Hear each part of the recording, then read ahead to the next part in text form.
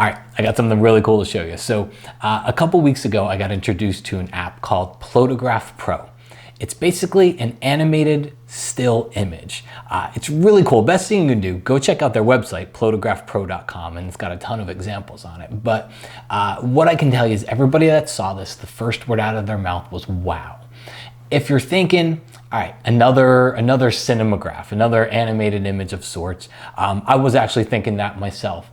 The idea and what's different behind Plotagraph is that it revolves around a still image. See, most cinemagraphs and everything that you're used to seeing, they start with video and then you work with an app to make it down to a still image that has a moving part to it.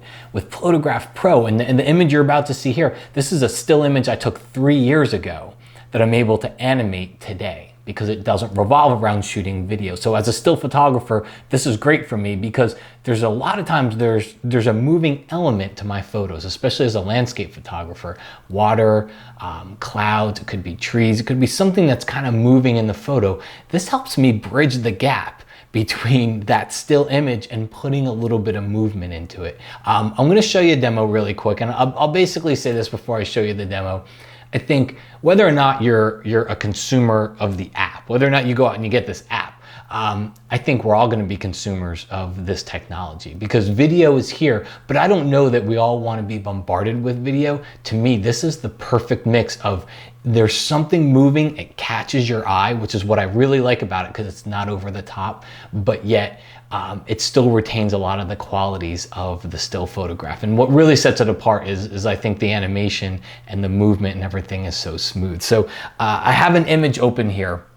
And there's a few things that kind of this whole process hinges on. So the first one is it kind of hinges on a mask of sorts, a selection. So it's got a mask tool, which is essentially a brush, and you go in and you paint out the areas that you don't want to move.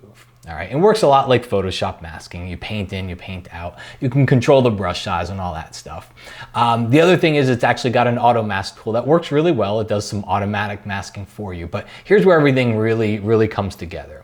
Is you go in and you add these animation points and you essentially tell it what you want to move, where you want to move it, how far, how fast do you want to move it. The shorter distances mean move this slow. The longer distances, like maybe one over here, mean move that a little bit faster along that path. So you go in and you drop these animation points, and then you use another tool to go in there and kind of just tell it, you know, how far and what direction do you want to move this. When you're done, all you gotta do is hit play.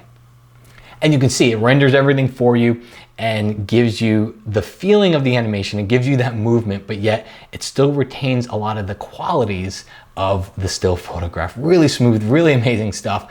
When you hit pause here, you can go back and look. Like I saw one area here that was moving faster, which it made sense because you can see the distance between these 2 points is a little bit longer than the distance between a lot of the other points that I set. So that area is gonna move faster, so I would probably come in here and take one of my tools and just kind of, you know, shorten that distance a little bit just so that side doesn't look like it's moving too fast. What I did is I went out and I rendered a full version of it so you can really see it in all of its glory here. So I'll hit play and you can see it's just got such a smoothness to it, and it doesn't have that animated feeling that I've seen in a lot of other types of these images here. So the website is plotagraphpro.com. Go check it out because there's a lot of other examples on the website. And also, I would so appreciate it if you could do me a big favor. If you like these videos, go ahead and click that subscribe button down there at the bottom, and that way, whenever I do a new video, it gets put right into your YouTube feed.